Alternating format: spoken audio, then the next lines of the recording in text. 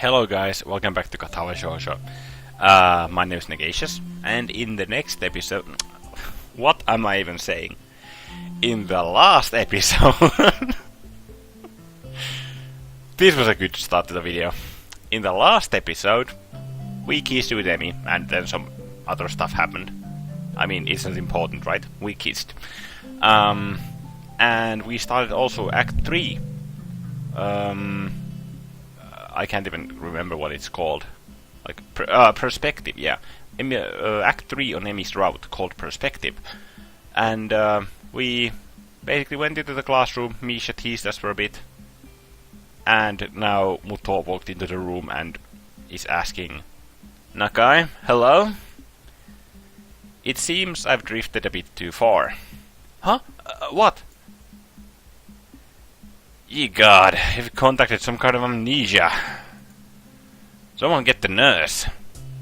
The class chuckles at Muto's antics. Sorry, sir. Won't happen again and all that, right? Exactly. Muto brightens considerably. Well, lovely to hear. I'd hate to have my star pupils slacking off after all. I've been doing well, but I hardly qualify as a star pupil, I think. I'm fairly certain that this class is the sort that everyone does well in. It's just memorizing the formulas. True to my word, I managed to pay attention for the rest of the class. Nakai, may I have a word with you? I wonder if I'm in trouble for earlier. Sure. Am I in trouble? Muto looks genuinely confused for a moment. Beg your pardon. He tilts his head to one side and thinks for a moment.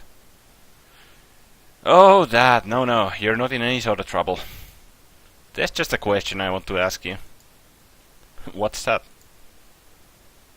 Nothing terrible. I was just wondering what your plans for after graduation are. Are you going to university? Yeah, I guess. I can't really see a reason not to go.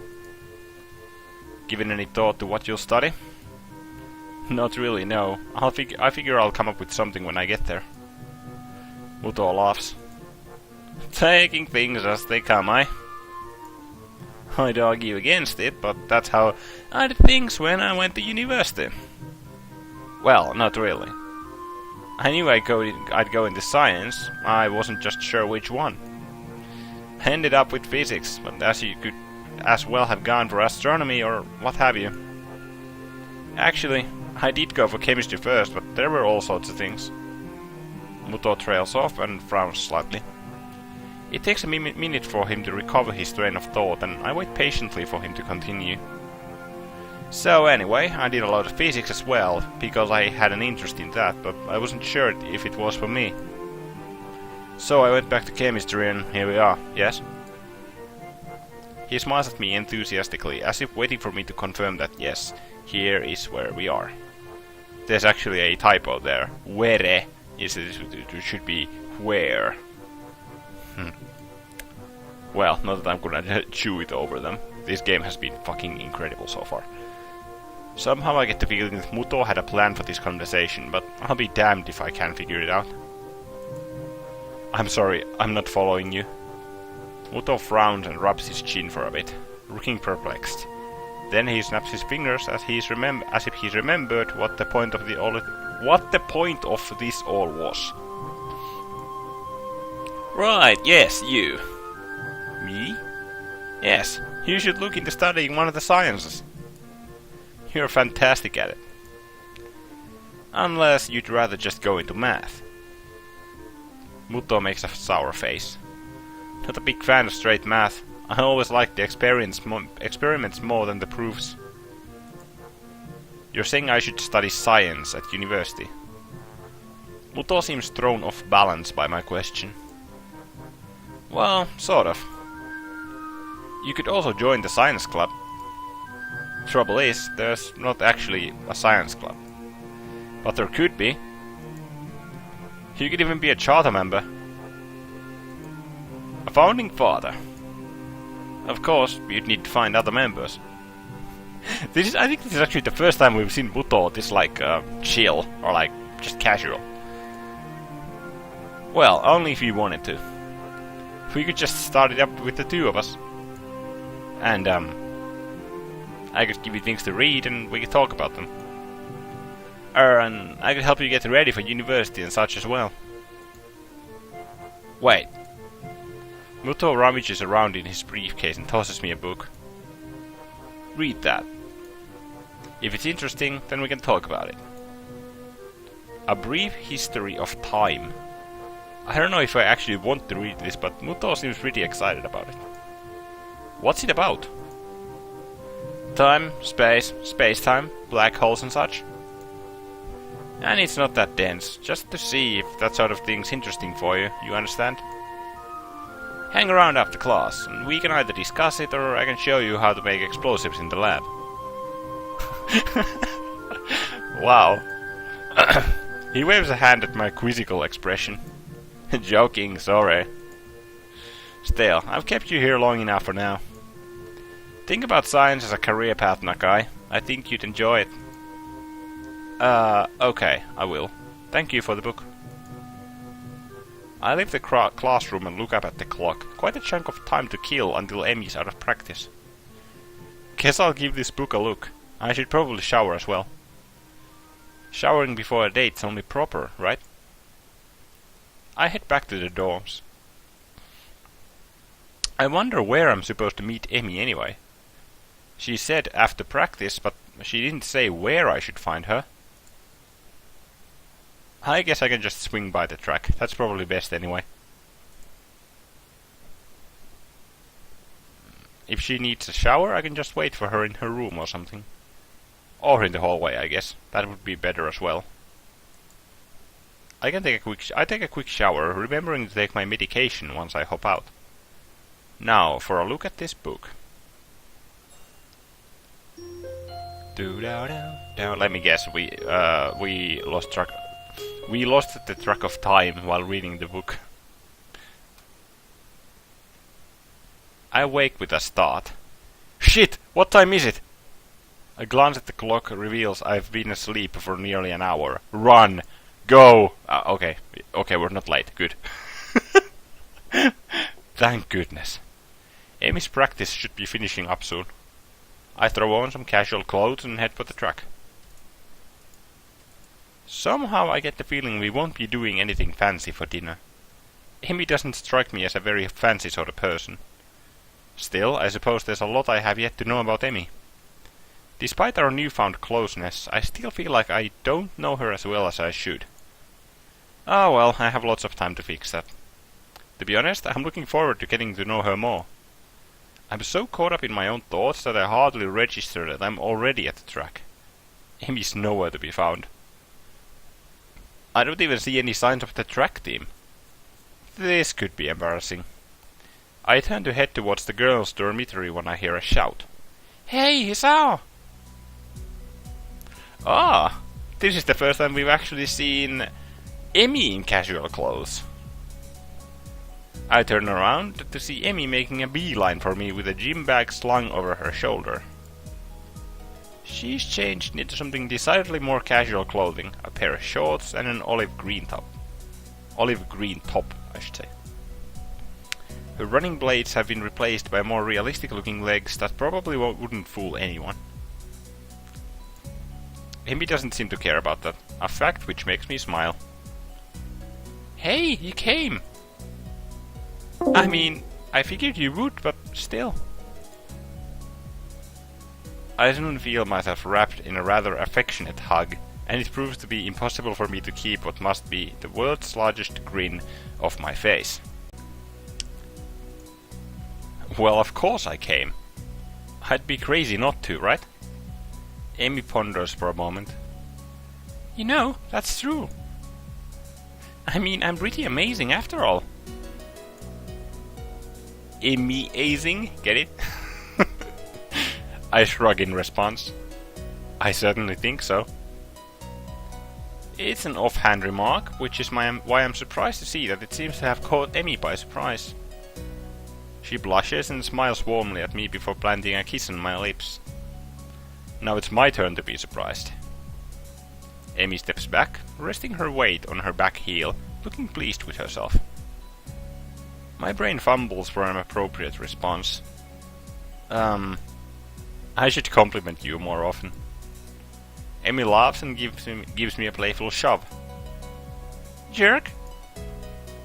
I throw an arm around Emi's shoulders and am pleased when she immediately leans into me as if it were the most natural thing in the world.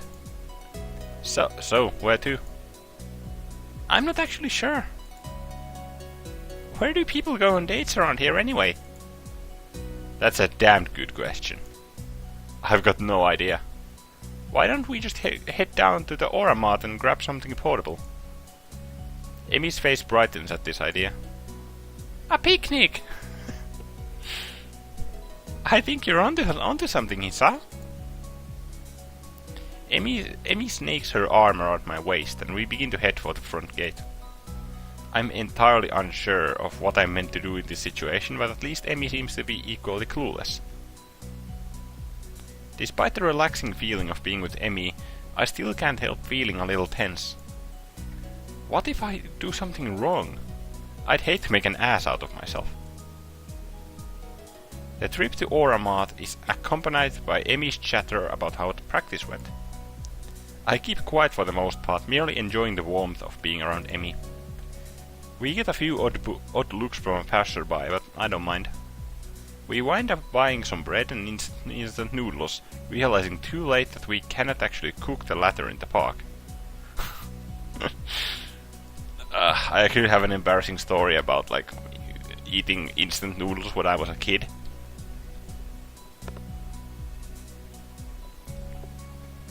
But that can wait until another time. Oh well, I'll make it for lunch or something. That'll work. The park is located after a brief loss of direction that I blame entirely on Emi. She of course blames me. We find a spot beneath a tree and sit down. I lean back against the trunk. Emi sits across from me. I guess we should have brought a blanket or something to sit on, huh? Emi shrugs. I don't mind. Neither do I. Emi tosses me a package of bread and we dig in. Dig in. Not a dig in. Curry bread. Interesting. I guess I wasn't paying attention to what I grabbed in the store. Hey Hisao, you look like your bread's a little spicy. I shake my head, trying in vain to keep an image of manliness. Nah, it's hardly spicy at all. I see. That must be why your face has gotten so red. Yes, exactly. The lack of spice has, gotten my blood up. because of the disappointment. Emi laughs and swallows the last of her bread. Well, if you can't handle it, I'll be glad to take it off your arms. Hands. Hey, just because you wolfed down yours so quickly doesn't mean I'm going to give you mine. Emi mock pouts, causing me to nearly choke on my bread with laughter. Aw, come on, Hisao. Aren't you supposed to be concerned with making sure I've got enough to eat now? Yeah, sure. We're dating, you know. Though, Emi looks troubled all of a sudden. I can't say I feel any different. What do you mean by that? What makes this a date? It's just that we could have done anyway, really. What we could have done. But they should feel different because before, when we had lunch, we were friends. And now we're a level above friends. You sound like it in. Laughter escapes and Emi grins. Well, she might have put the thought into my mind. We've talked about that sort of thing before. Really? About me? Not really, just stuff, really. Rin thinks that the change of a label from friend to girlfriend seems arbitrary most of the time. Like there's no difference between the two. I can think of at least one, you know. You don't tend to kiss your friends quite as much. For the second time today, Emmy blushes slightly and giggles. I suppose you're right. Exactly, I'm always right about things like this. Emmy rolls her eyes and chuckles. Guess you're pretty smart, huh? I nod in agreement. Yep. Even Muto thinks so. He thinks I should go into some scientific study after graduation. Amy raises an eyebrow. Oh, really? Yeah, I'm thinking I might actually just do that. Really, the more I consider the idea, the more it appeals to me. I make a mental note to look into it a little more closely. So, what are you thinking of doing after graduation? Still planning on running? Emmy shrugs, seeming almost a bit hesitant. I don't know. If I'm good enough and I can find a team, I guess. You mean you aren't sure? I haven't really thought about it, to be honest. Really? You probably should, you know? Graduation isn't that far off. Emmy fidgets a little nervously. Yeah, well, it's far enough, right? Besides, I've got other things to think about. There's a mischievous flash behind Emmy's eyes, and I suddenly find myself gloriously pinned against the tree. Like making sure this is a real date, right? I mean, if we don't kiss, then it's not a date at all, right? I suppose so. Strawberries and curry, not the best combination, but I don't think I mind. Emmy sits back on my legs and grins again. There, science would approve, right? I have the oddest mental image of Muto nodding seriously and making a mark on some checklist. I can't help but laughing at the idea. Well, I'll admit, this is the first time I've ever witnessed a kiss being met with laughter. Should I feel offended? No. I'm sure science approves. Emmy beams at me, and I find it increasingly difficult to keep my brain functioning properly. Oh, good. It is at this point I notice that Emmy has stolen the remainder of my curry bread, while I was otherwise occupied with images of teachers wielding clipboards. Hey! Emmy tries to look innocent, but considering she's just crammed the last bits of my bread into her mouth, it doesn't appear to be working. Sorry, couldn't resist. Thief! A shrug from my companion is all I get in response. You used your feminine wiles on me! I wasn't that hungry anyway, but I could still feel that the point needs to be made.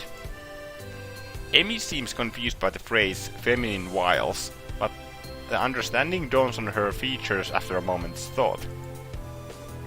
Wasn't anything of the sort! You were laughing! Feminine wiles don't involve laughing! I guess I can't argue with this. That doesn't change your thievery. Emmy laughs at my injured toe and gives me a playful shove. Fine, you can have the instant noodles. Are you kidding? That stuff's terrible. If anything, you should definitely eat it as punishment. Another laugh from the girl sitting on my legs. Both of which have fallen asleep by now.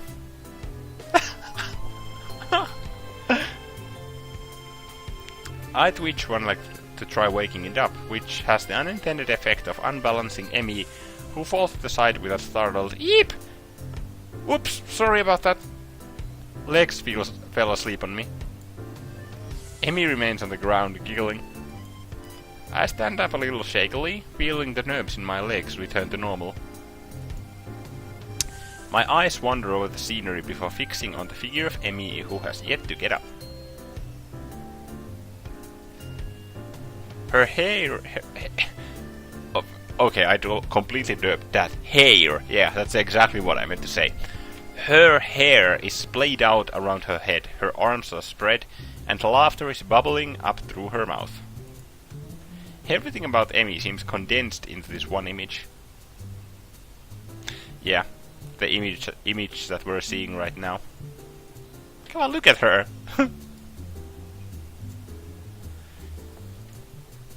Her energy, her spirit, her childish giggling. The urge to lay down on the grass with her rises swiftly from the back of my mind to the forefront of my thoughts, and indeed I am convinced that I should love nothing more than to do just that. Unfortunately, the sun has set, and it's probably time for us to get back to the dormitories. While Emmy may be happy to stay out here all night, I don't think I have that ability. Besides, homework soon beckons. It wouldn't make sense to start thinking about things like university and then slack off, would it? I extend a hand to Emmy to help her up. We should probably get going. Emmy makes a sour face. You're right. She grabs my proffered hand, and I pull her to her feet into a hug. This time I'm the one who kisses her, unable to resist having Emmy against me. Seems a shame to leave, you know. Yeah, it does. But if we don't get back to the school soon, we'll probably get into trouble. Emmy pokes me in the ribs playfully. And you need to do your homework, I'm sure. Sadly, you're absolutely right.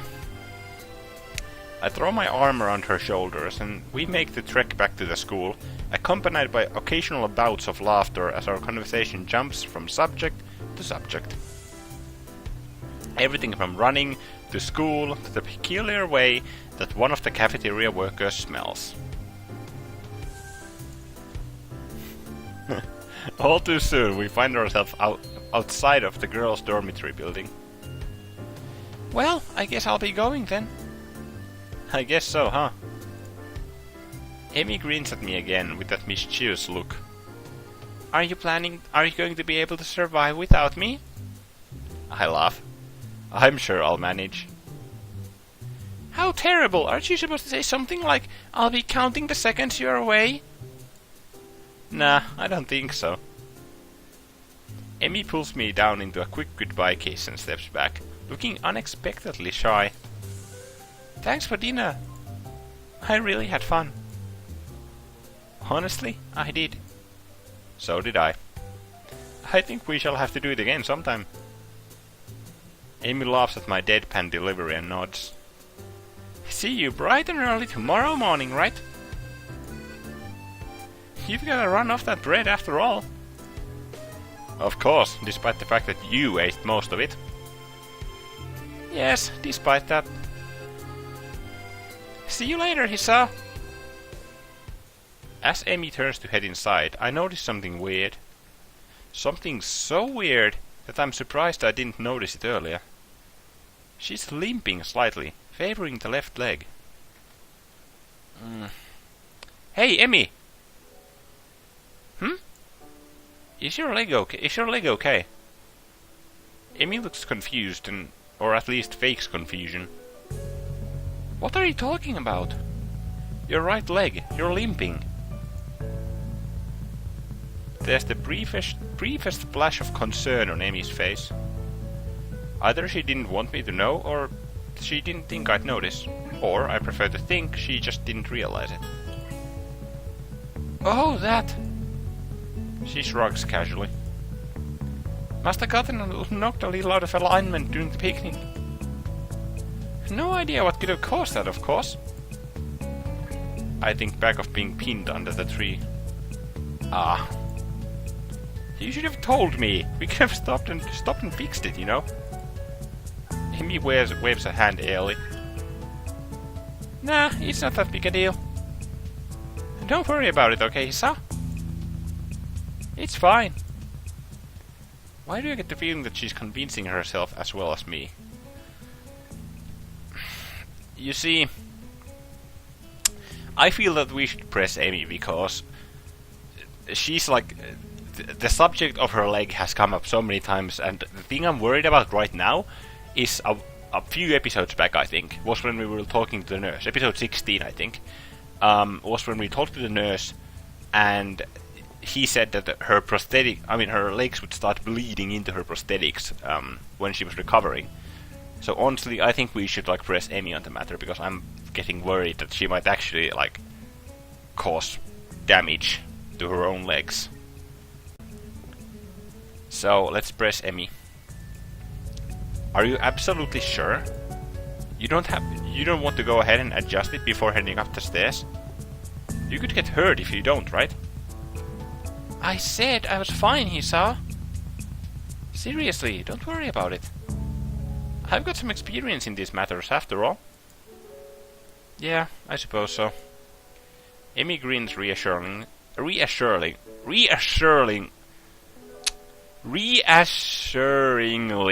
There you go.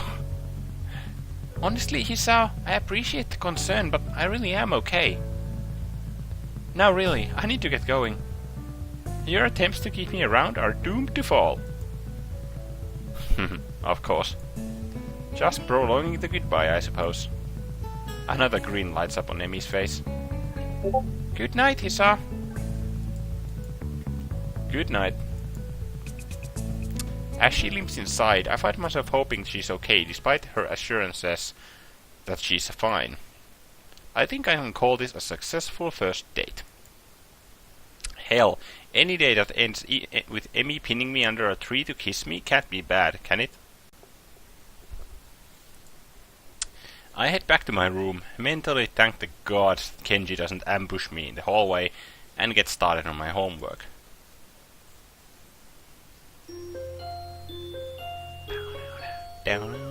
Katawa Shoujo.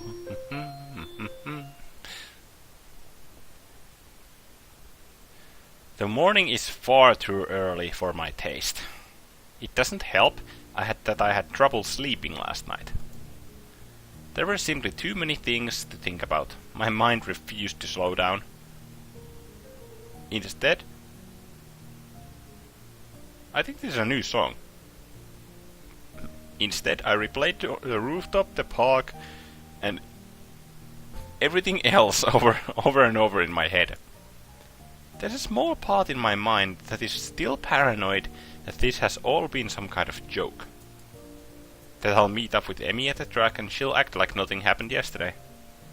Pushing these thoughts to the back of my mind, I throw on my running clothes and open the door. Emmy's waiting for me with her usual smile. You're late! Or at least you're not early today. Are you tired or something? I find myself ruefully rubbing the back of my head. Something like that, yeah. Lots to think about and all that.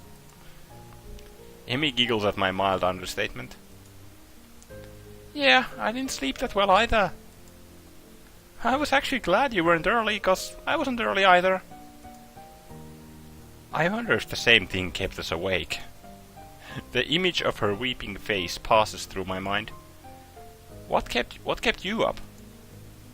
Emmy's expression falters, but she quickly notices my curiosity and forces a smile. Nothing important. She's obviously not telling me something. The question is, should I press the issue? Something's clearly been bothering her for a while. I want to help her, but would it just come off as me being nosy? She's got to know I care about her, though. Are you sure? If something's bothering you, I'm here to help you to sort it out. Emmy laughs then, but it's not her usual laugh. There's an edge to it that seems almost bitter. Sort it out? I'm not sure it can be sorted out, Hisao. An almost grim smile crosses her lips. It's like a smile of resignation. I'm betting it's her father who has, well, from what we can infer, probably passed away, so... I don't think you could help me anyway. Oh, look at her face. She's... Oh... That hurts. I don't want to say that it hurts to her, but it does. Doesn't she realize I want to be there for her when things go wrong? Well, I won't push you on the matter. But I'm here for you if you decide later that you'd like to talk about it. It might help. I can see the debate raging behind Emi's eyes. It seems like she wants to tell me, but she's not sure whether or not she can. Hey, forget about it for now, okay? We've got running to do. The mention of running, something she can handle, brings Emi back to her usual self. Right. Hurry up and stretch out, Hisao. We've got to get moving. She takes off like a shot, far quicker than I'm used to. Still, I try to keep pace with her, recklessly testing my limits. It gives me a feeling of freedom, like my heart is no longer important. I find myself wanting to laugh, filled with the feelings of moving beyond what I once called my boundaries. The nurse's warning to not overdo things echo in my mind, and I disregard them. This feeling I have, this willingness to risk a heart attack for something so trivial as a morning run, feels out of character for me. But is it? Or rather, should it be? I've got a weak heart, sure. It'll never be capable of the kind of speed and endurance Emi's capable of. Though I probably shouldn't be able to get that good even if I had a healthy heart. As we round the final bend, I feel my legs screaming in protest, but for the first time, I ignore them. I accelerate to finish at a sprint, nearly catching up to Emi. That was never going to happen, of course. Still, I feel surprisingly good. Oh sure, my legs feel like they're about to catch fire, but I'm having trouble staying upright. But there's been a shift of some sort today. And it's all thanks to that girl grinning at the finish line, waiting for me. That felt a little faster than usual. My comment is met with a grin and a shrug. Can't have you think I was going to go soft on you, can I? But you managed to handle it just fine. Well, I couldn't have done it without you. Still feeling the high from the run and moved by a surge of gratitude, I seize Emi in a hug. Thanks. Really, I'm not just saying that. I'm in your debt. Emi seems flustered by my words, squirming uncomfortably. Don't be silly, Hisao. Someone had to haul you out here, didn't they? And it's not like you're not doing anything for me, right? I needed a running partner, remember? I shake my head, still pointedly not letting go of Emi, who stops squirming and merely looks up at me with a quickly deepening blush that seems almost out of character. No, that's not true. You wanted a running partner, but you didn't need one. If I hadn't shown up the day after the festival, you would still run, right? But it doesn't work the other way around. I only managed to make it out a few times before the festival. And without you, I probably wouldn't have made it out at all after that. Emi smiles at me and prods my chest with one finger. You are pretty lazy, Hisao. Hey, I was giving you a compliment. Well, you're welcome, I guess. I'll pay you back somehow. Oh, well... That's not necessary, you know? I mean, I kinda like you, Hisao. Kinda. And being able to run with you in the mornings isn't exactly a bad deal for me either, so... For someone who gets so much praise, she seems unused to gratitude. Unused, yeah. I can't think of anything else to say, so we fall silent. I become aware of Emi's breathing, of the dampness of her clothing, and of the scent of her. Coming off of anyone else, it would stink. Coming off of Emi, it fits her in a way nothing else would. Good. Her skin is so cool, slick with sweat, and a breeze causes goosebumps to rise. Almost without thinking about it, I lean down and meet Emi's mouth, which has already moved to meet my own. Her lips are soft, and she hums happily as we kiss, sending vibrations from her mouth to mine.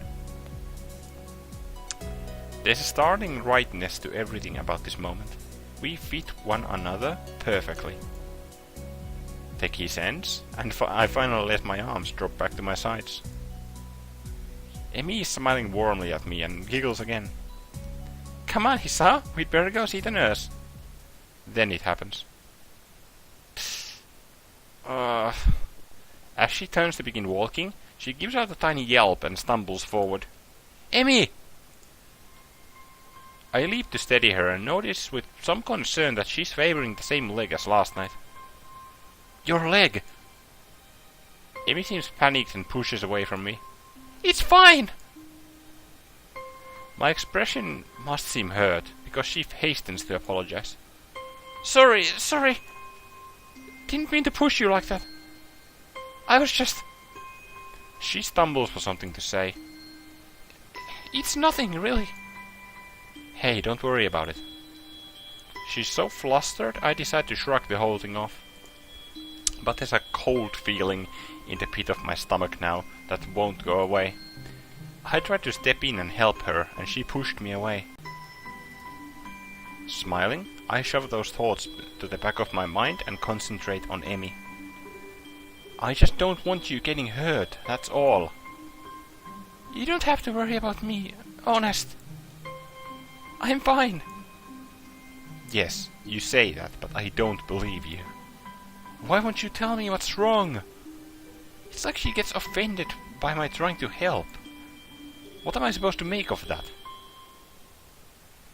I'm still trying to sort out what happened on the track as we arrive in front of the nurse's office. Emi raises her hand to knock, hesitates and turns to me smiling quiltily. Hey, can you do me a favor? Of course. Can you tell the nurse I'll see him later? I just remembered I've got some stuff to take care of before class. So I really need to get moving. I peer at her closely and she fidgets under my stare. Yeah, she's clearly just avoiding the nurse. That leg of hers. Well, whatever. I said I'd help and so I will. But I'll make damn sure she sees the nurse before the day's out. Yeah, okay, I'll let him know. Emi looks like I've just given her a pony on Christmas. Thank you so much! You're the best, Hisao. I'm rewarded for my complicity in her lie by a kiss that makes it all worth it. Or so I tell myself. I'd say that getting Emi's leg into a proper shape is more important than a kiss at this point. As Emi heads out of the building, trying hard to not to let her limp show, I knock on the door of the office. Oh, Hisao, come on in. And I think that's where we're going to cut off this episode of Katawa Shoujo. This episode is already running long, I think. My name is Negacious. If you want to support me and show appreciation, make sure to click the like button and comment down below. Any feedback is welcome. If you want to see my videos in your slapbox as I upload them, please click the subscribe button and the bell next to the subscribe button to make double sure that the videos show up there. So yeah, thank you for watching, and I'll see you in my next video. Bye.